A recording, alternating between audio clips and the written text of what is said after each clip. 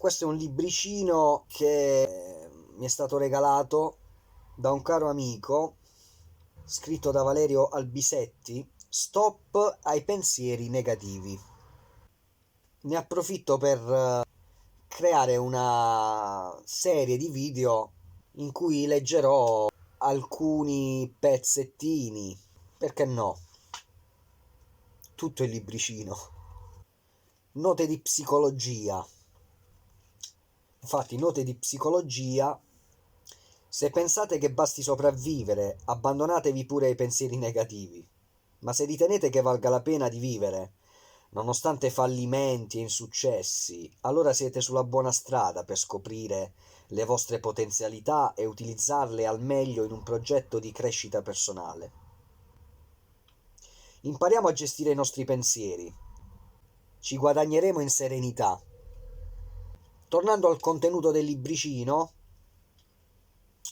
vivere o sopravvivere? Esistono due modi di porsi nei confronti della vita: vivere o sopravvivere. Vivere significa non dominare mai un altro essere umano. La persona che sopravvive, invece, ha bisogno dell'altro, si serve dell'altro. La persona che vive serve l'altro. La persona che sopravvive cerca il controllo dell'altro, lo possiede, lo desidera solo per sé. La persona che vive rende libero l'altro, lo consegna alle sue responsabilità, al suo viaggio, desidera che appartenga all'universo. La persona che sopravvive in realtà non ha fiducia negli altri, nell'umanità. La persona che vive si fida dell'umanità. La persona che sopravvive, in genere, ha successo in questa società ed è ben voluta, ma in fondo non è mai serena, felice, pienamente realizzata. La persona che vive è per definizione serena, pienamente realizzata, al di là del successo in ambito sociale, professionale ed economico.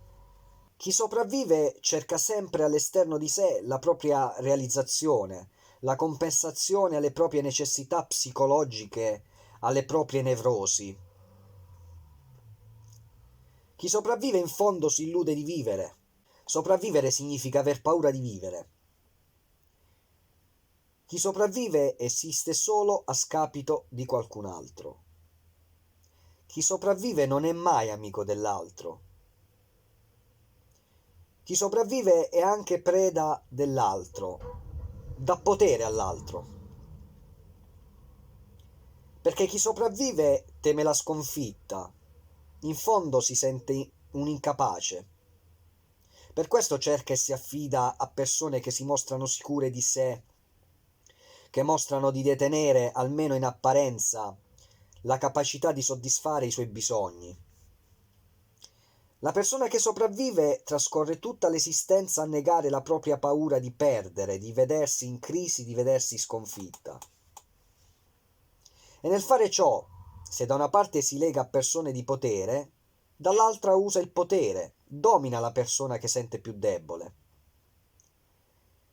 Chi è preda di un'altra persona o dell'opinione altrui sente la necessità, a propria volta, di controllare, di dominare l'altro. Esiste solo nella misura in cui l'altro ha bisogno di lui.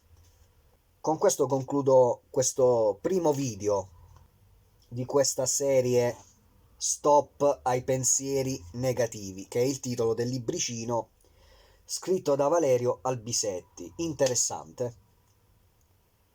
Ringrazio Samuele per il regalo. Condivido volentieri con voi la lettura di questo libricino. Il prossimo video si intitolerà Nuovi Orizzonti. Nuovi Orizzonti, che non a caso è il titolo di un mio brano, un brano dei Fuoco Lento. Che dire, detto questo, grazie per l'attenzione e vi do appuntamento al prossimo video. Ciao!